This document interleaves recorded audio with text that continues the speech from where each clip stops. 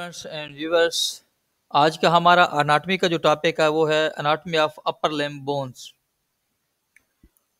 कि इंसानी जिस्म के अपर बॉडी के अंदर कौन कौन सी हड्डियां जो है वो पाई जाती हैं और उनकी स्ट्रक्चर्स क्या हैं बोन का और उनके फंक्शंस क्या हैं, वो क्या किरदार अदा करती है हमारी हरकत के दौरान या हमारे जिस्म को तनाव देने के लिए।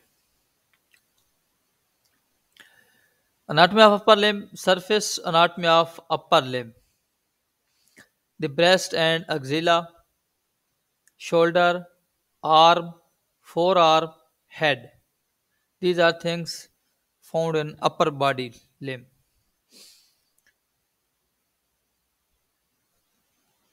और आप देख रहे हैं YouTube channel physical education with GM. और जिन दोस्तों ने अभी तक हमारे चैनल को सब्सक्राइब नहीं किया वो बराए मेहरबानी हमारे चैनल को सब्सक्राइब करें और दोस्तों के साथ शेयर करें, कमेंट्स करें और लाइक करें। Anatomy of upper limb, muscle of upper limb, joint of upper body, nerve of upper limb. Today we will discuss bone of upper limb. सबसे पहला जो आज का जो टॉपिक है वो है बोन ऑफ अपर लिम्ब। हमारे अपर बॉडी की हड्डियां जो है वो कौन कौन सी हैं। सबसे पहले जो हमारे जिस्म के अंदर जो हड्डी है जो सबसे ऊपर अपर लिम्ब के अंदर हेड के अलावा एक्सेप्ट हेड, वो shoulder गिर्डल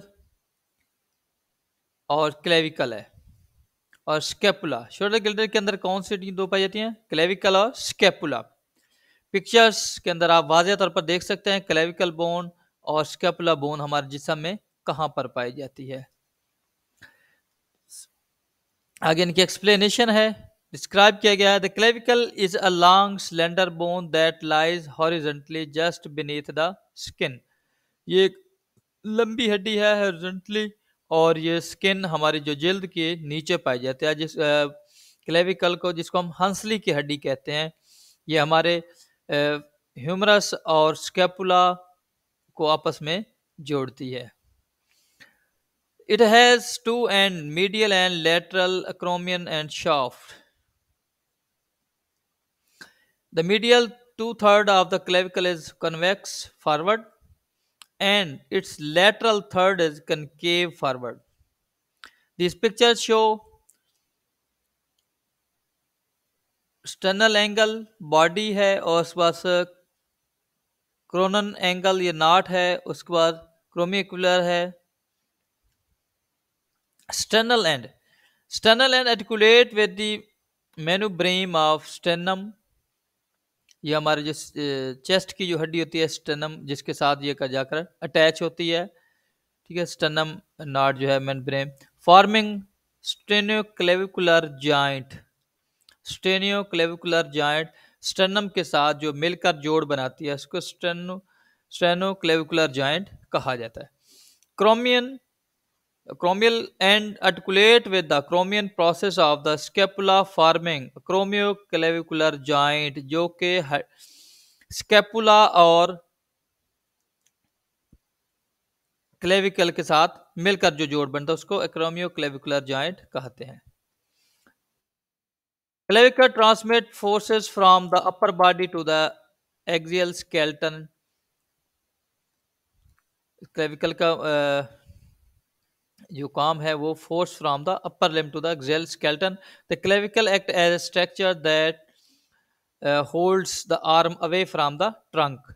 Fracture of clavicle is common when falling on outstretched hand or and shoulder। जब हम हद से ज़्यादा बाजू को खींचेंगे ये उसके अंदर तनाव होगा, ओवर स्ट्रेच होगा, ठीक है। और ये जब हम फाल जो गिरते हैं तो तब जाकर इसके ऊपर कॉमन जो है इसका फ्रैक्चर है। और हड्डी most common fracture point is the junction of the medial 2/3 and lateral 1/3. Scapula is a large flat triangular bone with three borders, superior, lateral and medial। Scapula जो है वो एक लंबी चौड़ी ट्रायंगुलर शेप की हड्डी है और जिसके तीन बॉर्डर हैं, सुपीरियर, लेटरल एंड मीडियल। ये पिक्चर के अंदर आप देख सकते हैं, तस्वीर show scapula is a flat and triangular bone।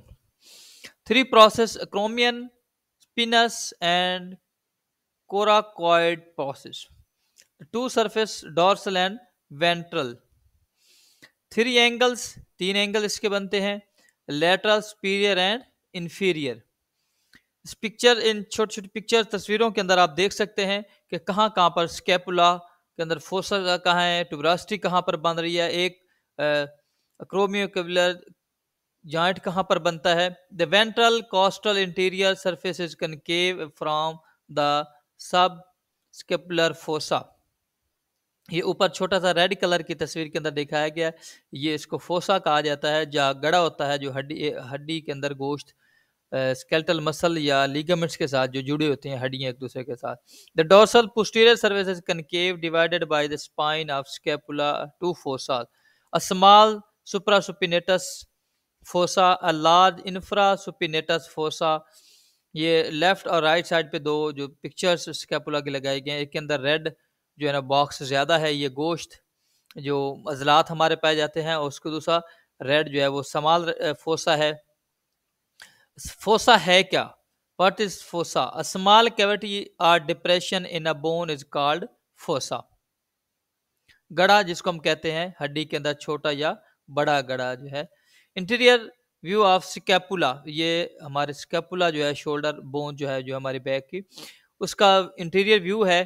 इसमें आप देख सकते हैं कि सुपीरियर बॉर्डर है, कोराकॉइड प्रोसेस है, क्रोमियन प्रोसेस है, स्कैपुलर नॉट है, और सुप्रा ग्लेनाइड फोसा है, ग्लेनाइड फोसा, लेटरल बॉर्डर है, फिर इंफीरियर एंगल है, फिर उसके बाद लेफ्ट साइड पे जब हम जाते हैं सुपीरियर एंगल है, सब स्कैपुलर फोसा है, और medial border. These things in scapula, posterior view of scapula, lateral angle and spine of scapula। Next हमारे पास जो बोन है वो है ह्यूमरस।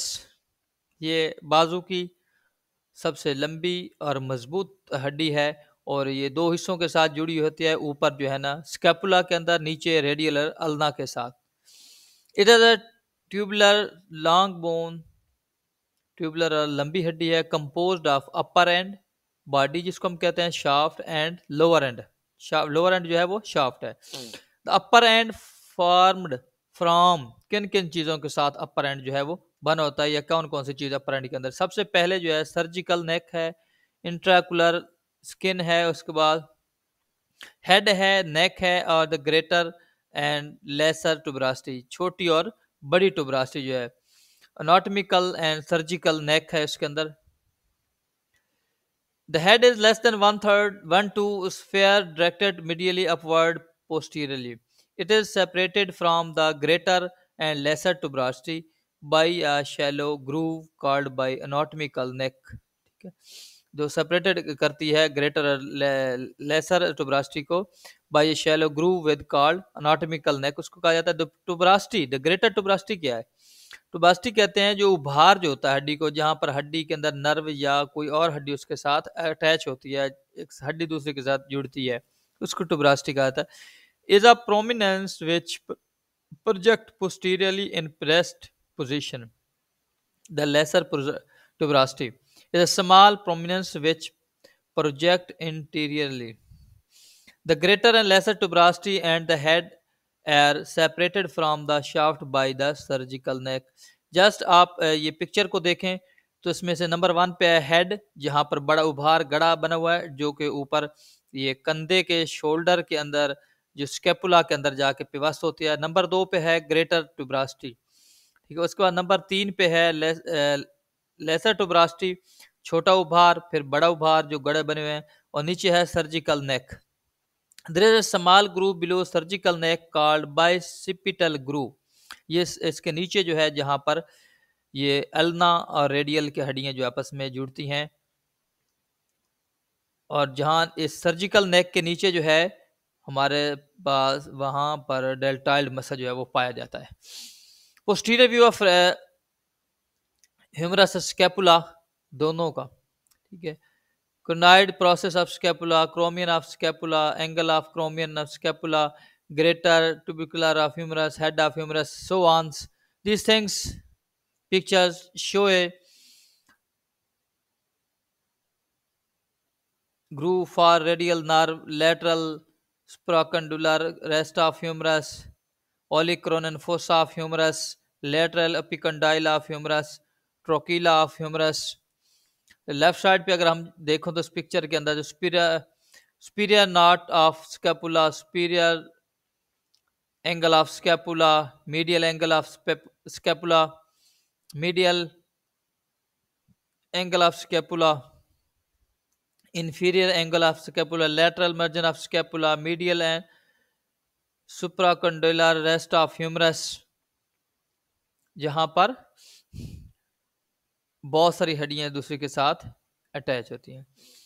ये इसको वाज़िया तौर पर कुछ दिखाया गया है इसके अंदर। The body, the upper one two of the shaft is cylindrical while the lower is like a prism. The laterals medial border of the lower shaft are continued to the form laterals and medial epicondyles. In the middle of the shaft there is a deltoid tuberosity and spiral groove. और humerus के middle के अंदर दरमियान के अंदर जो है वो डेल्टाइल टुबरास्टी है, जहां पर हमारा डेल्टाइल मसल जो है ना ये इसके पीछे पाया जाता है हमारी ह्यूमरस के बोन के ऊपर, जहां पर इंजेक्शन डॉक्टर लगाते हैं। और सिपिरल ग्रूव है जो इसके नीचे सर्जिकल के बिल्कुल नीचे जो है लेसर टुबरास्टी है। आप इंटीरियर फेस के आ जाना सबसे पहले जब आए तो ह्यूमरस हेड सबसे ऊपर जो कि स्कैपुला के अंदर जाता है, फिर इंटीरियर टेबुकुलर है ग्रूव है, और लेसर ट्यूबरास्टी है डेल्टाइल ट्यूबरास्टी। फिर उसके पोस्टीरियर व्यू की जानब जब आते हैं क्रोमियोकुलर नेक है, फिर ग्रेटर ट्यूबरास्टी है, फिर सर्जिकल ग्रूव है। Bone of upper limb of humerus lower end formed from medial to lateral. Anterior aspect, medial epicondyle trochila capitulum, laterally epicondyle with two fossas, conoid and radial. The posterior aspect, medial epicondyle trochila, lateral epicondyle with one fossa, olecranon. The medial epicondyle is larger, more prominent. Medial जो epicondyle है वो बड़ा है, more prominent है, and extended downward more than the lateral. बनिस्बत lateral के वो बड़ा कंडाइलाइड है lateral के निस्बत। आगे है हमारे पास जो नेक्स्ट बोन है हमारे बाजू की, ये भी सेकंड लॉन्ग एंड मजबूत स्ट्रांग बोन है। It is a long bone, consists of then narrow upper end, body, neck, expanded lower end. The upper end consists of head, neck with two articulate. The upper ends are concave and articulate with the capitulum of the humerus.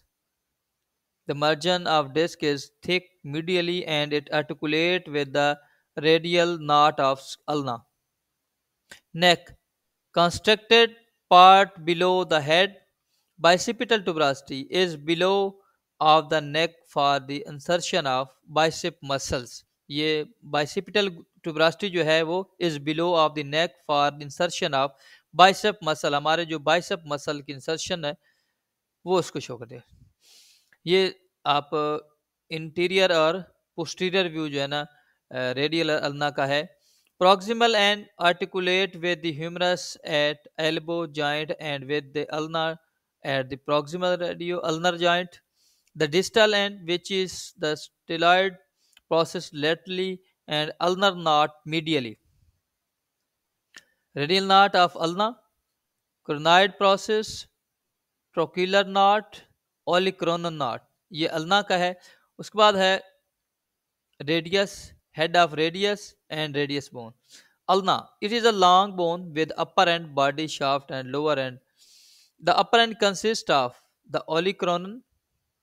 Olecranon ये posterior view में अब जब देखेंगे तो सबसे ऊपर लिखा हुआ है olecranon, the upper part of the trochlear fossa, the coronoid process, the lower part of the trochlear fossa, the ulnar tuberosity below the coronoid process of the interior. The trochlear fossa is a large, deeply concave articulate surface which lies between the olecranon, conoid processes. The radial knot is a concave surface in the upper part of the lateral side of coronary process. It articulates with the circumferences of the head of the radius to form the superior radio-ulnar joint. तो दोस्तों आप देख रहे हैं YouTube channel physical education with GM.